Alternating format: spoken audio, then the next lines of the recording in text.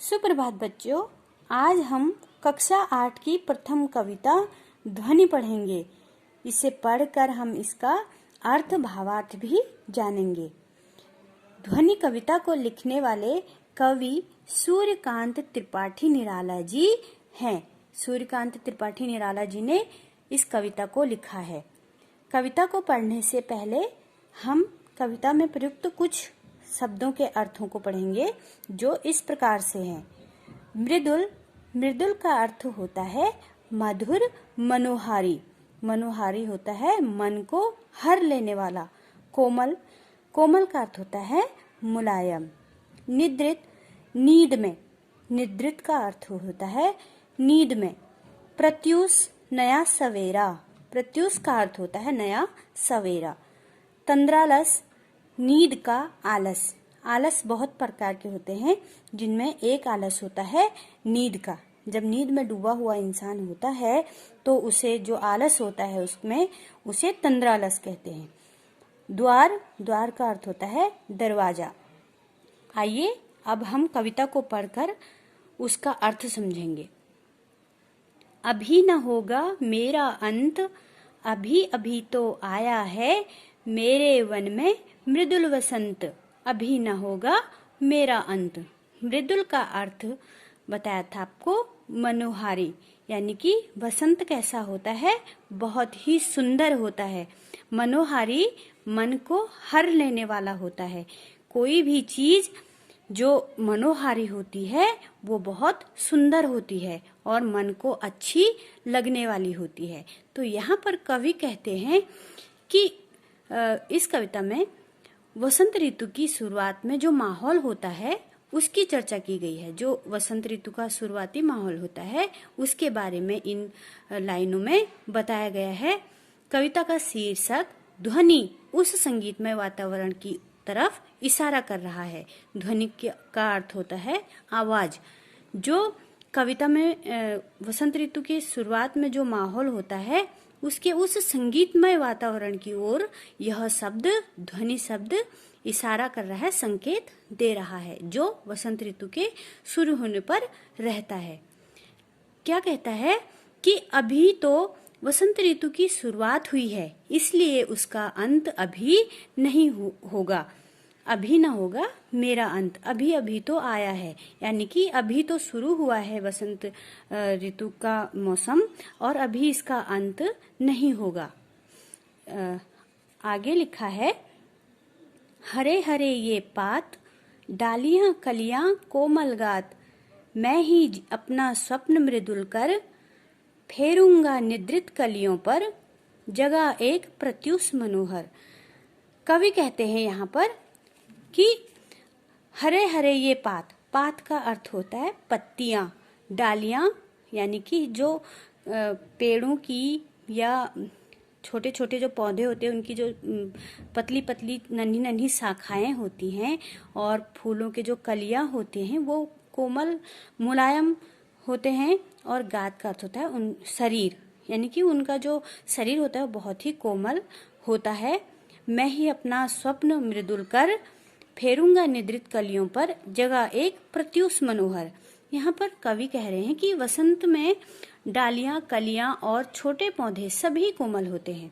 डालियां, कलियां और पौधे सभी क्या होते हैं, बहुत ही मुलायम होते हैं, कोमल होते हैं। कवि ने लिखा है कि वह अपने सपनों जैसे मुलायम हाथों से नींद में डूबी कलियों को जगाने की कोशिश करता है।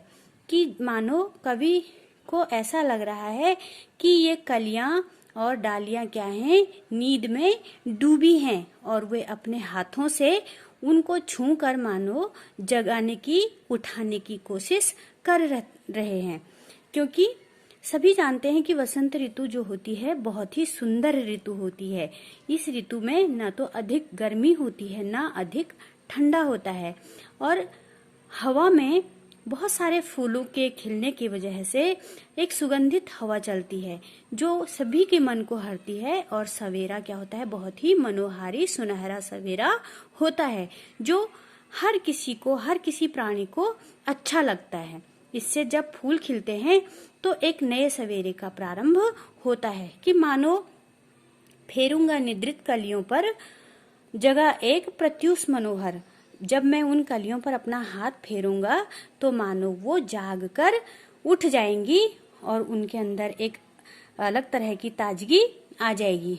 अर्थात कि किसी तरह भी आलस्य में डूबे हुए लोग वसंत ऋतु में क्या हो जाते हैं, बहुत ही ताजगी का अनुभव करते हैं। उन्हें बहुत ही अच्छा लगता है जब वसंत ऋतु आती है, क्योंकि वसंत ऋतु सभी ऋतुओं की रानी कही जाती है। क्योंकि वसंत ऋतु का मौसम जो होता है, बहुत ही वातावरण जो होता है बहुत ही अच्छा होता है, जो हर किसी को अच्छा ही लगता है। इस प्रकार से कवि यहाँ पर वसंत ऋतु की चर्चा इन लाइनों में कर रहे हैं। अभी तक हमने कक्षा 8 की कविता ध्वनि की कुछ लाइनें पढ़ी थी और उनका अर्थ समझा था। अब हम कविता को पढ़कर आगे उसका अर्थ और भावार्थ समझेंगे, जो इस प्रकार से है। पुष्प पुष्प से तंद्रा लालसा खींच लूंगा मैं, अपने नवजीवन का अमृत सहर्ष सींच दूंगा मैं। यहाँ पर कवि कहते हैं वसंत ऋतु के लिए कि वसंत ऋतु हर फूल से नींद की आलस को खींचने की कोशिश करता है और हर किसी में नए जीवन का अमृत भर देता है। हम लोग जानते हैं कि वसंत ऋतु एक ऐसी ऋतु है जो सभी ऋतुओं में श्रेष्ठ है।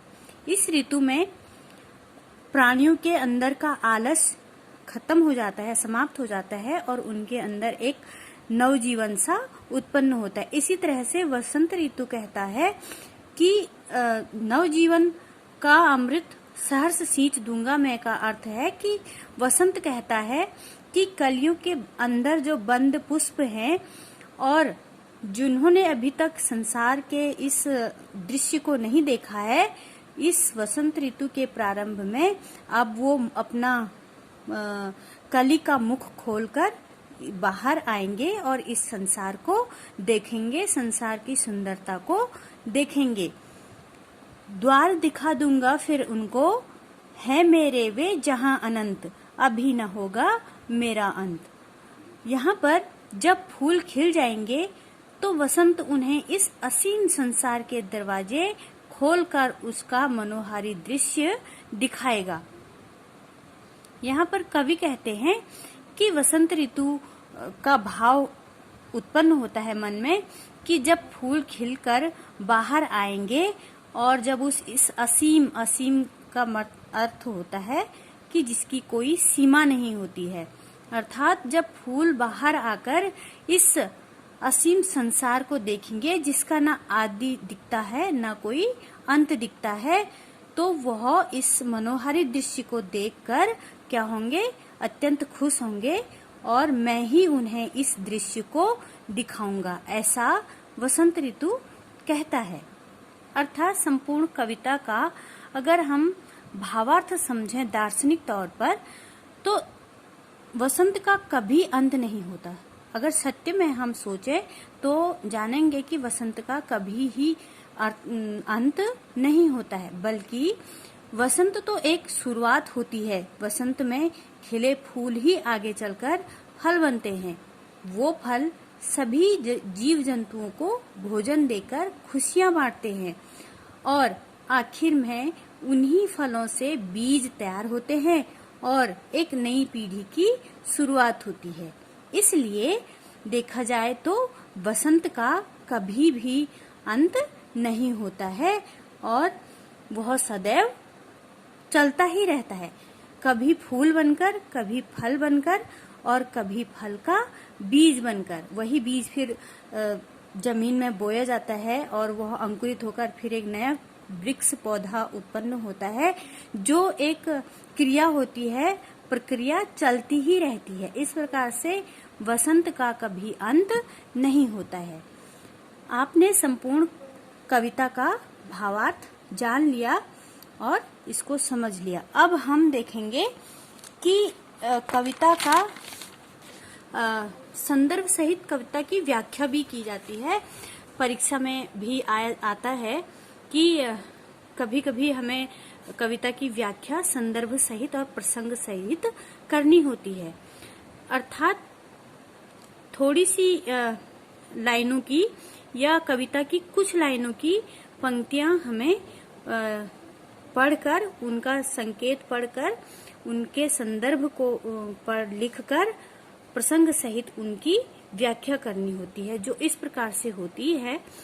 जैसे आपके प्रारंभिक 4 लाइनें थी, कभी न होगा, कभी अभी न होगा मेरा अंत, अभी अभी तो आया है मेरे वन में मृदुल वसंत, अभी न होगा मेरा अंत। इन लाइनों की, इन 4 लाइनों की हम व्याख्या करेंगे, संदर्भ सहित व्याख्या करेंगे, जो इस प्रकार से होगी। संकेत बिंदु, संकेत का अर्थ होता है कि कहाँ से कहाँ तक की लाइनों का हम अर्थ बता रहे हैं या लिख रहे हैं।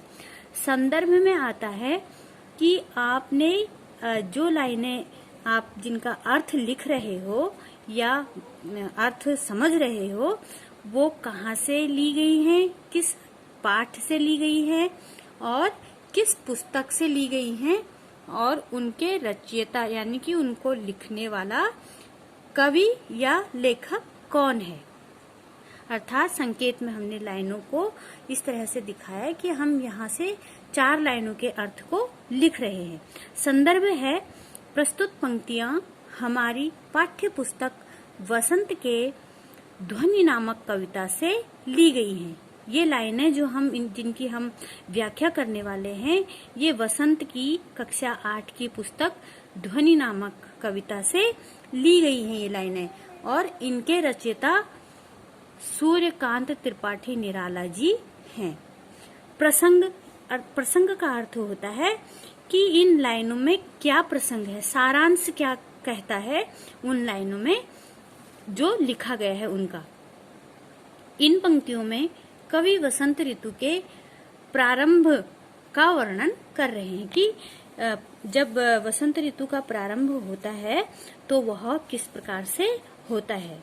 और अब हम उन 4 लाइनों का अर्थ समझेंगे। इस कविता में वसंत ऋतु की शुरुआत में जो माहौल होता है उसकी चर्चा की गई है। जैसे कि आपको अर्थ समझाते समय भी बताया गया था कि वसंत ऋतु के प्रारंभिक समय का वर्णन इस कविता में किया गया है। कविता का शीर्षक ध्वनि उस संगीतमय वातावरण की ओर संकेत कर रहा है जो वसंत ऋतु शुरू होने पर रहता है, कि जब वसंत ऋतु प्रारंभ होता है तो उस समय का जो वातावरण होता है वो संगीतमय होता है। संगीतमय का अर्थ होता है कि इंसान को मंत्र मुग्ध कर देने वाला, इंसान के मन को हर लेने वाला। किस तरह से हरता है?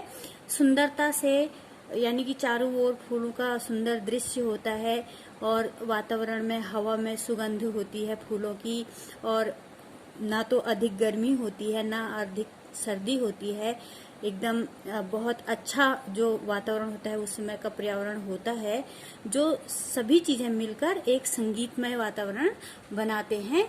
और कि अभी तो वसंत ऋतु, और ये समझाते हैं कि अभी तो वसंत ऋतु प्रारंभ हुई है और हम इसके अंत के बारे में अभी कैसे सोच सकते हैं, इसका अभी कोई अंत होने वाला नहीं है। इस प्रकार से कविता में